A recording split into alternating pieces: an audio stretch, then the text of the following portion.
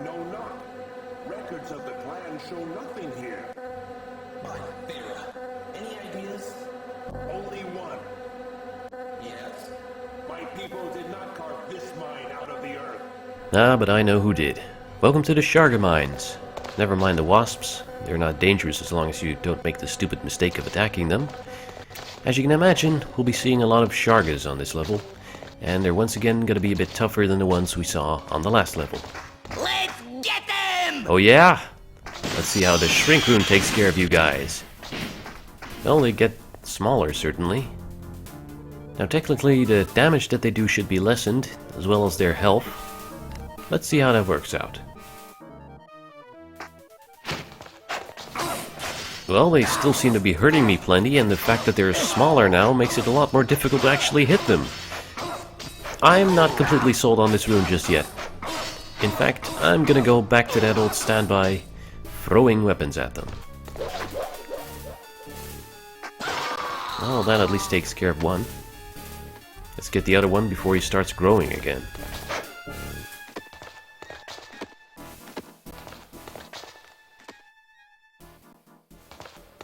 Nope. Got him just as he was turning back to normal. Let's examine the spoils of battle here.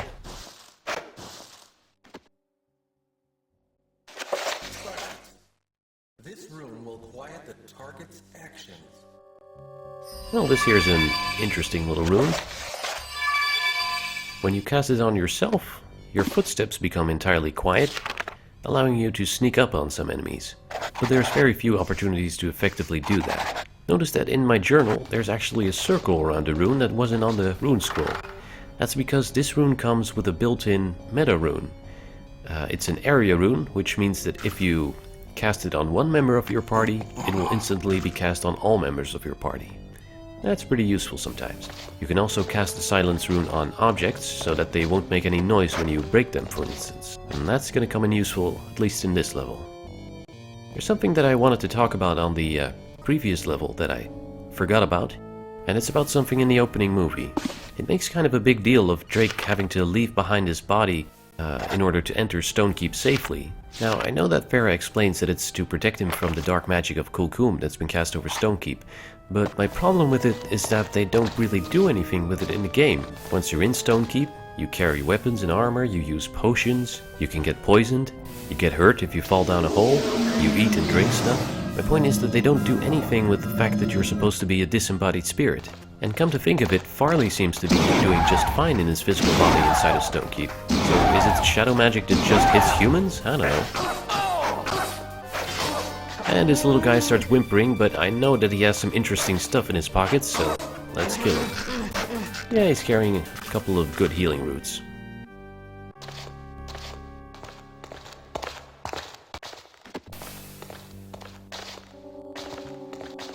Couple more good healing roots in here.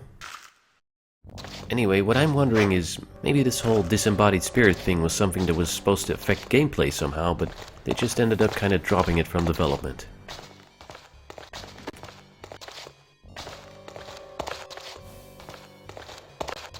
Here we have something interesting. This is an alert mushroom. As soon as you step into an adjacent square to it, or you try to damage it, it starts to make noise. And there will nearly always be some enemies nearby that get alerted by it.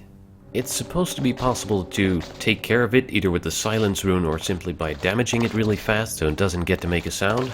But in my experience, the mushrooms are always placed in such a way that that is pretty much impossible.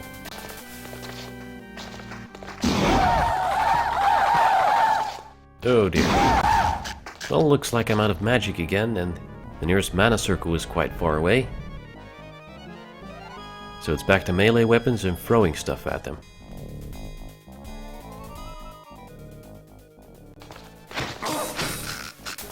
Well, that at least went well.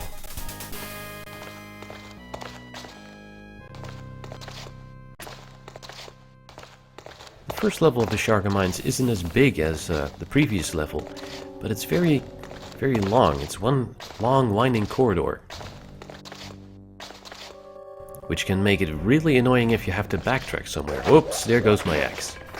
I'm gonna make sure I won't have to turn around anywhere, so this level won't take any longer than it should.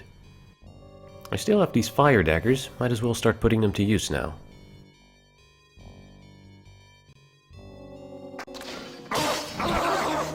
Oh, bad luck.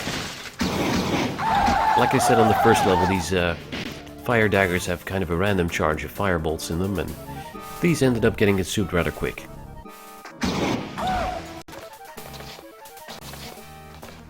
Just one charge. Well, my experience with the first and second levels were that axes and hammers were pretty well against the Shargas, so let's get to it. Oh. Nice. Someone in the thread noticed that sometimes it seems like thrown weapons actually do double damage against enemies. I think it's something that happens when enemies approach you at the same time when you're throwing something at them, so it'll get a little bit glitched by the impact. Ah, there's my other axe. Seems like it's practically a programming bug, but it certainly makes things a lot easier.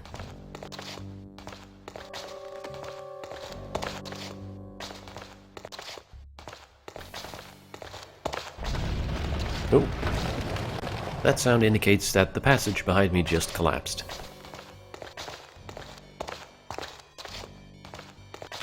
It's not a problem, you can just chop through it if you want. I don't really need to, because I won't have to come back through this way. But I do it anyway, because it's a good way to get some experience for my weapons. It's kind of slow work, and kind of regret leaving it in here now, but moving on. A lone dart. And of course, Sharga's hiding around the corner. What else is new? Oh, these guys hit pretty hard.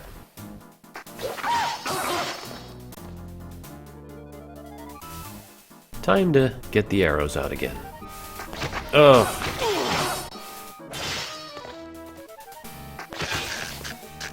It's good to know that arrows still do an absurd amount of damage to these guys. Ooh.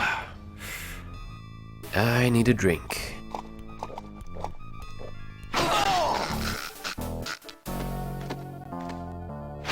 Victory once again.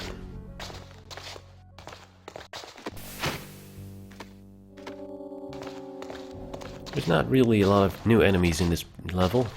We've already seen the alert mushroom, and that can hardly be qualified as an enemy. Mostly it's just Shargas, and one or two other things which we'll come across later. Collect my things.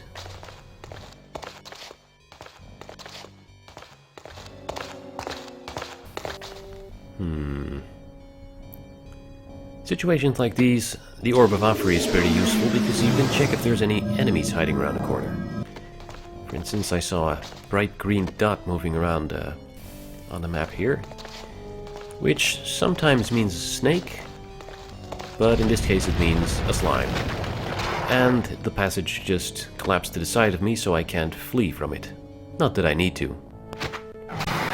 Oh, it divided. Let's take care of both halves.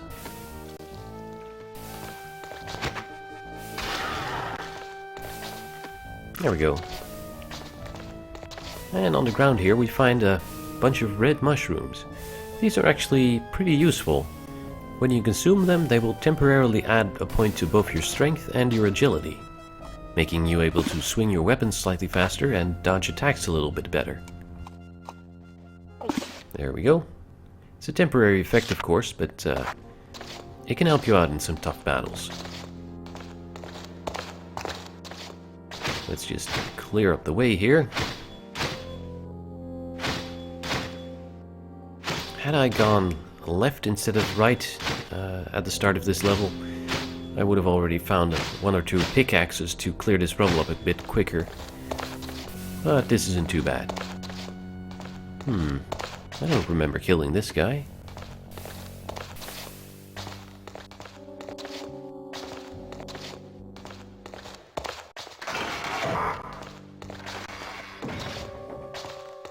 And yet another ambush. These guys just don't have any original ideas. Jump on, boys! Boys? Come on, you cowards. Ooh. Not good. Time to pull out the old oil bottles again. That used to work so well.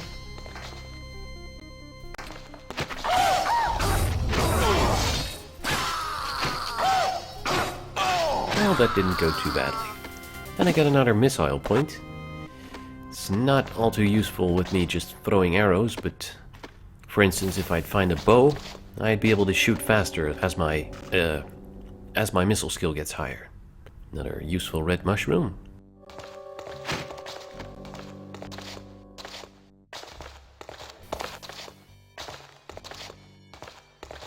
Like I said, level just one long corridor. And here I find a crossbow bolt. You can throw them just like arrows. But of course it'd be nicer if I could shoot them. And a suspicious looking chest. Let's just see what would happen if I stepped over here to go towards the chest. Yeah, some funny guys start shooting crossbow bolts towards me. I could just step in and out of this square until they've exhausted their supply of crossbow bolts, but that's gonna take a bit long. Let's wake them up with an oil bottle and get some fighting done. Don't think they like that, but they're not coming just yet. Maybe they need one more. Oh, here they come. Much better. Ooh, actually I'm not doing so well.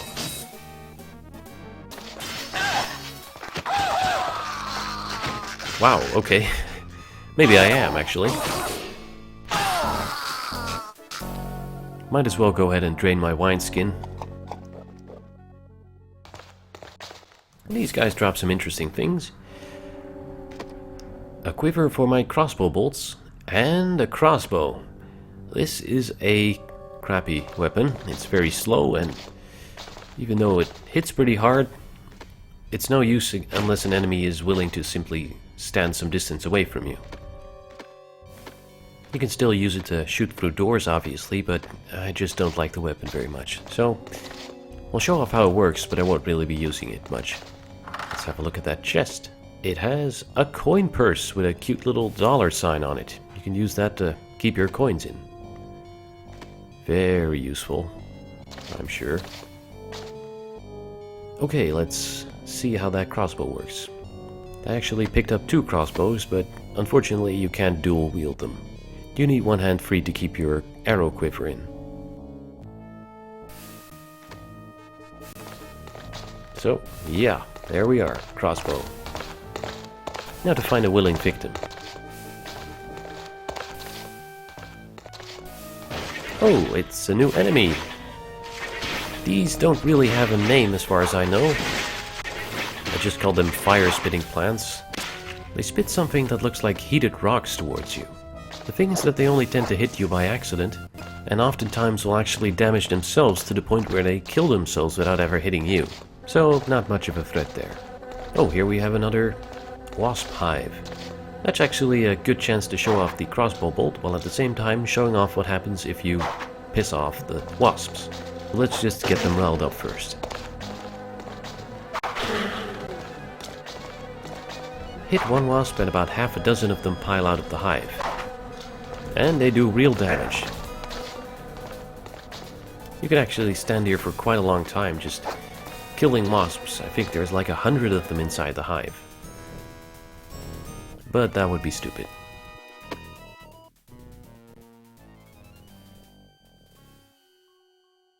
Can't make peace with these guys, so let's just run through. Ooh. And not come back here again. Here's another one of those fire plants, and a boulder that I don't think has any significance.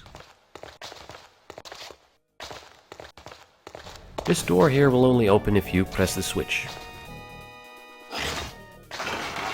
This would have been a good opportunity to shoot this guy through the door using the crossbow. You no be here.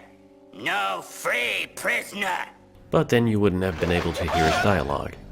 He's a wimp anyway. Wait a minute, what prisoner?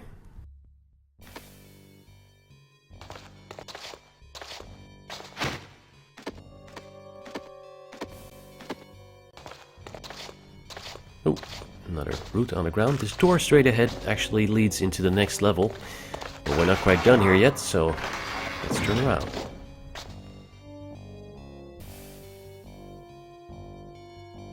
Yeah, we could use a bit of healing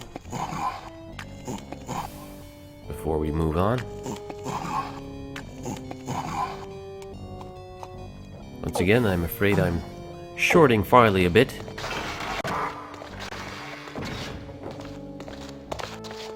Ooh. Chakra Chuka? Kacha Chunika Chakra Karzak Tachak. Drake, we must free him. Karzak, Nico Farli, Machak o Drake. Oh yeah. Well, this cage is locked, but we will definitely want to free this guy. So let's go on the hunt for the key to the cells. Nope. Company.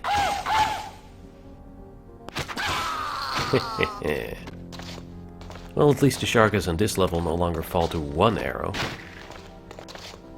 Here's another cage that's open. Nothing in it but a barely visible skull.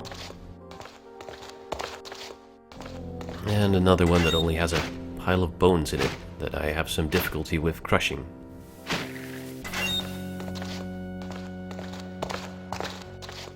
Let's move on down this passageway.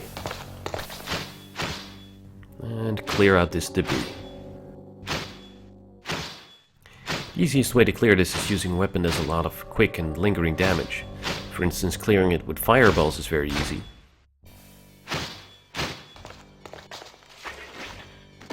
Some more noisy fire spitters ahead.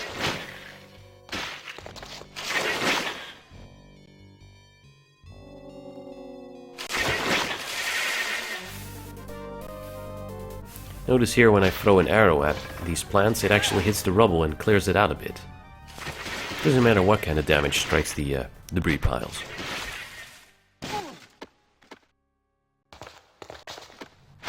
Two debris piles after another.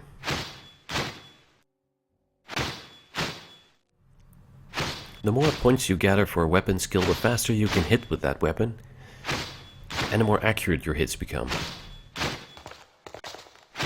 The fastest way to clear out these rubble piles, if you don't care where your experience is going, would be either with magic, with your fists, or with a quick weapon like the dagger. Or if I'd already found a pickaxe, I would be able to clear this in about 5 hits. Finally we're there.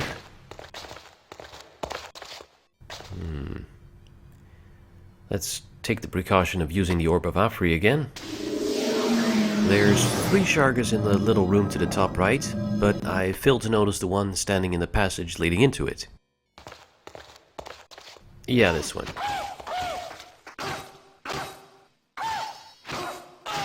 That's okay though, he falls pretty quick.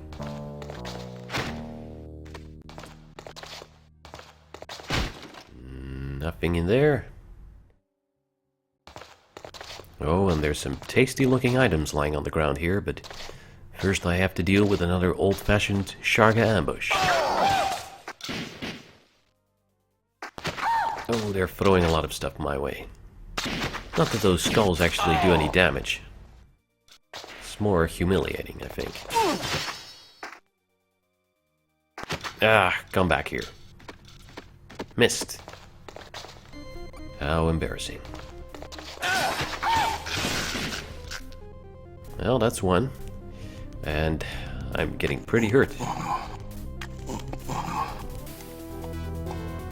Time to binge on some roots again. Which I'm nearly running out of, actually. Ah!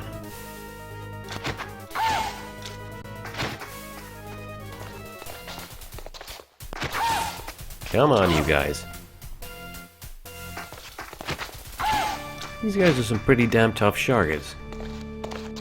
Of course, me missing a lot doesn't help really either.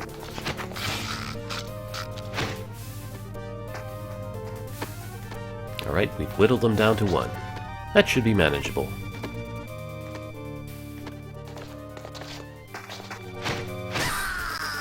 Yup.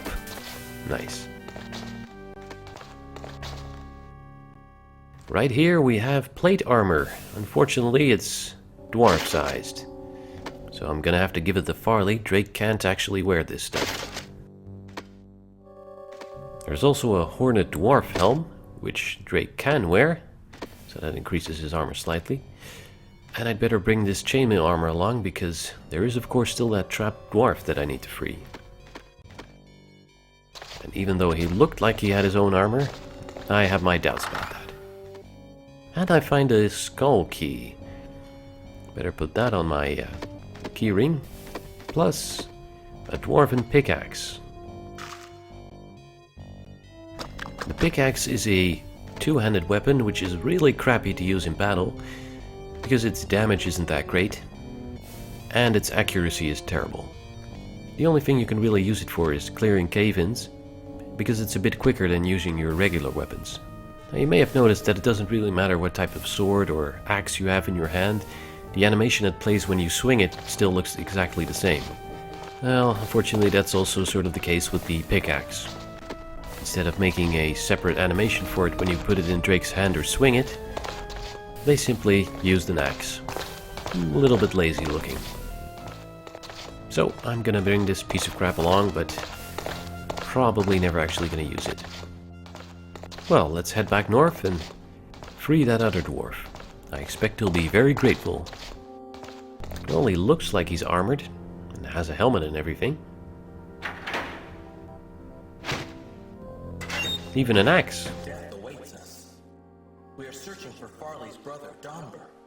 He was taken prisoner by the Throgs.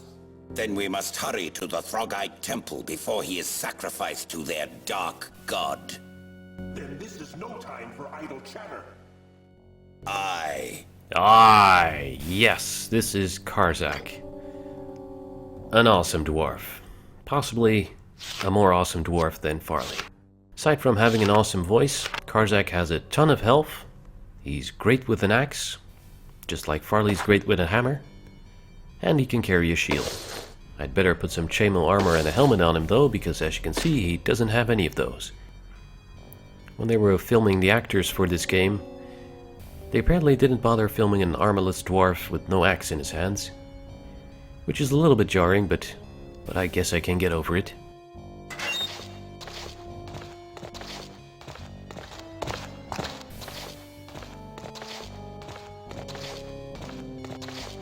Well, with my party increased by 1, let's move on. Unlike Farli, the game actually doesn't force you to bring Karnak along. You can leave him behind to rot in his cell if you're a heartless monster, and you won't come up against any barriers that will require you to have Karnak with you later on. Can't imagine why anyone would do that though, unless they were trying to challenge themselves. Let's clear out these plants.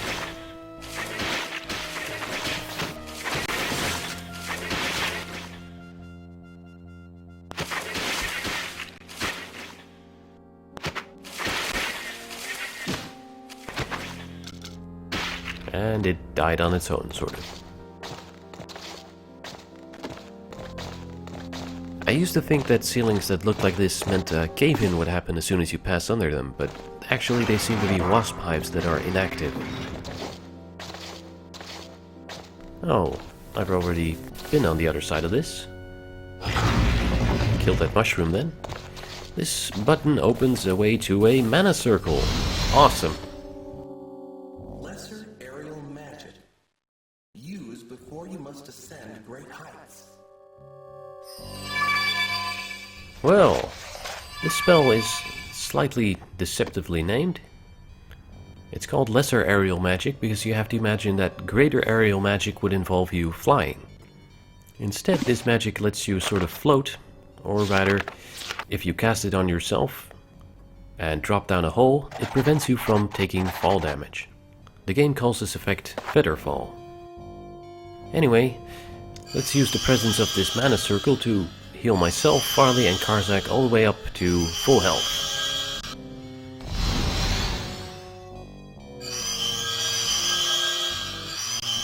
And Karnak has a lot of health to fill.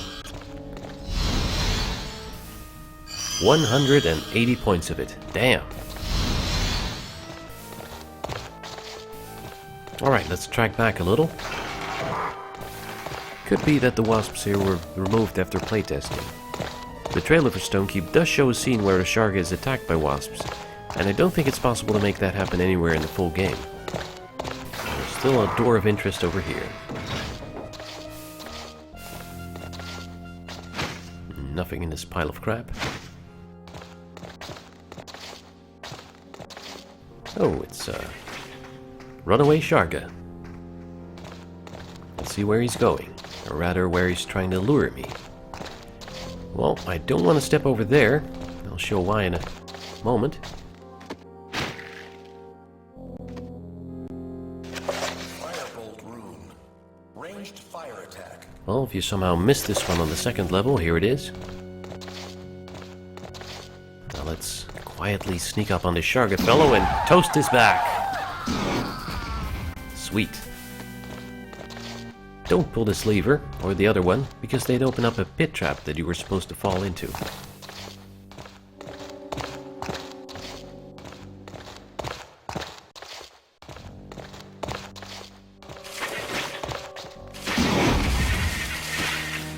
And here's a ladder leading down into the area that the pit trap was supposed to dump you in. I still want to go down there because there's something of great value.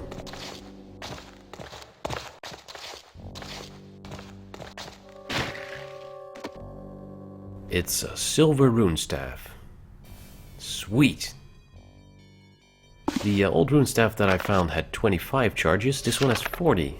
Plus it has an additional rune slot on it. We'll put the silence rune on there, because it'll be coming in handy in a little while. And a pair of scrolls. This worthless rune does nothing but heal people, not hurt them. Take this rune and get me a new one. Looks like it would have helped you, you pile of bones, huh? And that other one can only read things. I wonder. The other one can only read things. Let's check out the other scroll. Interesting.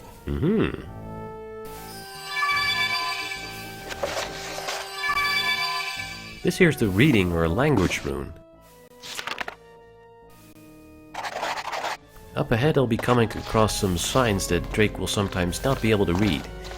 Casting this rune on him will allow him to read those signs.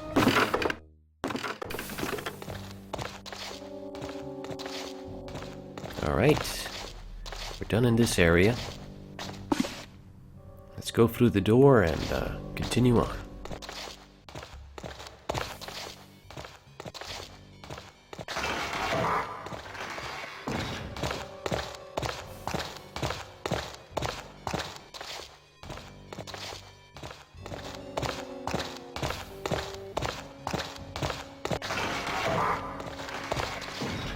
Quick recharge in the mana circle.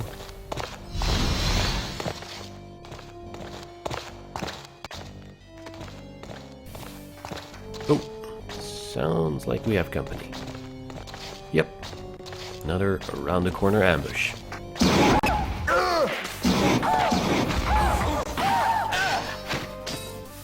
These little guys don't stand much of a chance against me and two dwarves.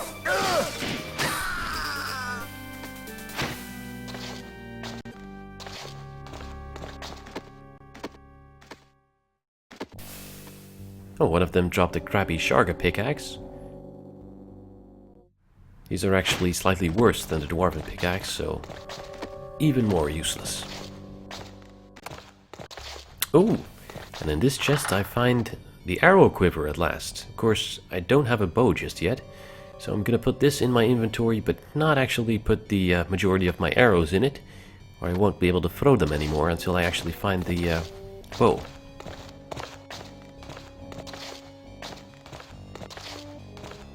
Here's a chest with nothing in it, which means there's a trap nearby. Yeah, we drop into a hole. There's some helpful roots in here, but still, how do we get out? Well, let's just see.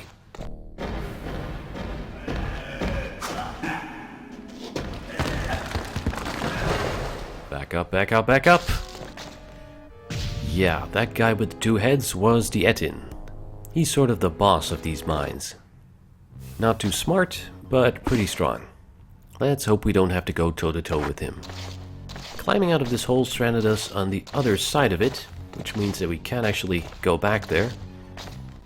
Luckily, I won't have to backtrack far to actually get there anymore.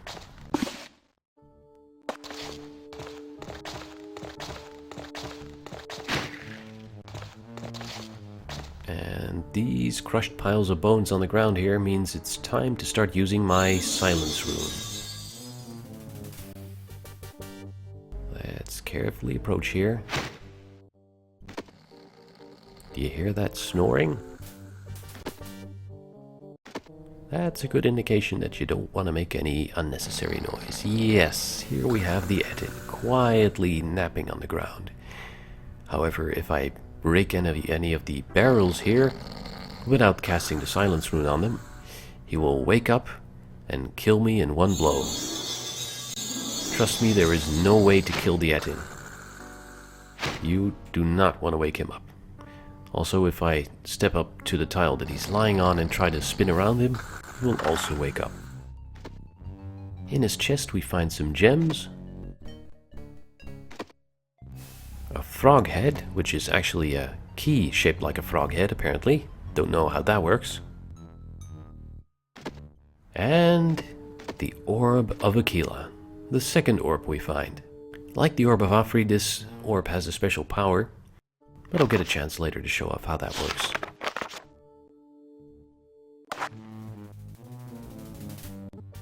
The Etin won't actually leave the area that he's in case he wakes up. But if he does wake up, you're screwed. You'll have to wait like a half hour before he goes back to sleep. Though obviously I'll be showing off what happens if you do that in a bonus video. Well, now that we have the key and the orb, we're nearly done on this level.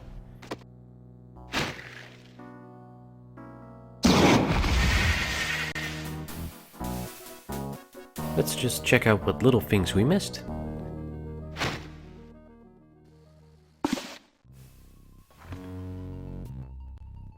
Quite a lot of skulls in here. That doesn't seem like a good sign.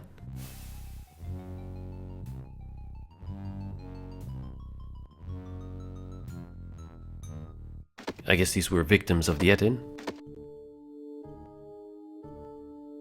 But there's not actually any enemies in here. Oh, another cave-in.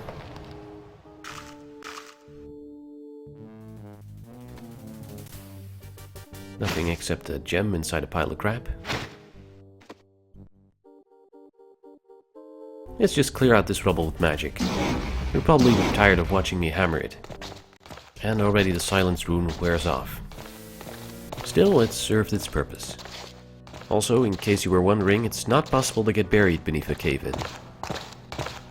They seem to only happen when you step onto a tile beyond it.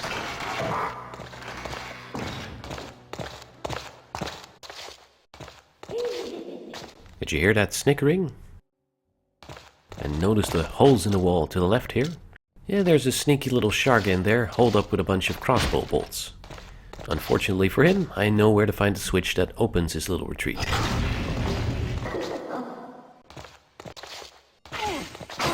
And he starts whimpering, but I have no mercy today. Also, he literally shat his pants. Great.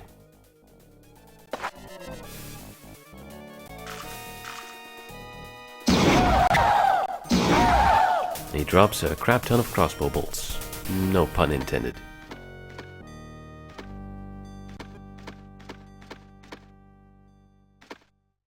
Trying not to grab his crap. Obviously, I'll leave his crossbow and quiver behind. No use for those.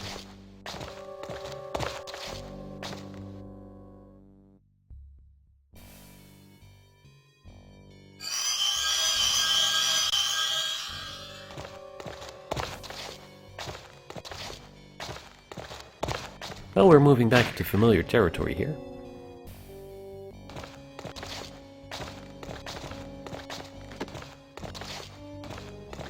Yet another empty wasp hive. I can imagine them getting quite annoying just from the sound alone if all of these hives are actually active. And here we are back in familiar territory. The cave in ahead is piled much higher to indicate that it can't actually be cleared, not even with a pickaxe. They might as well have just made a blank wall there, but I guess it breaks up the monotony.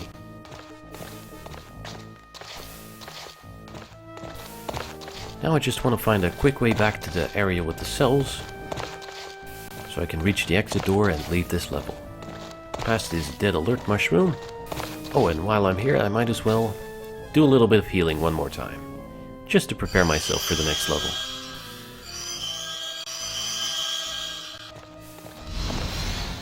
I make a point to select the Firebolt rune here because, in case you were curious, it is actually possible to heal your enemies by accident.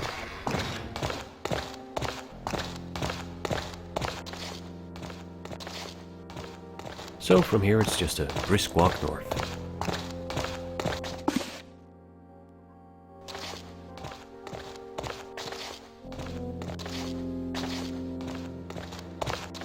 Time to see what awaits us on the second level of the Sharga Mines. I kinda suspect more Shargas.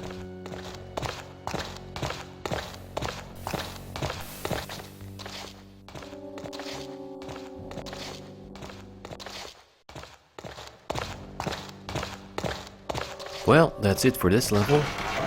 I'll catch you on the next one.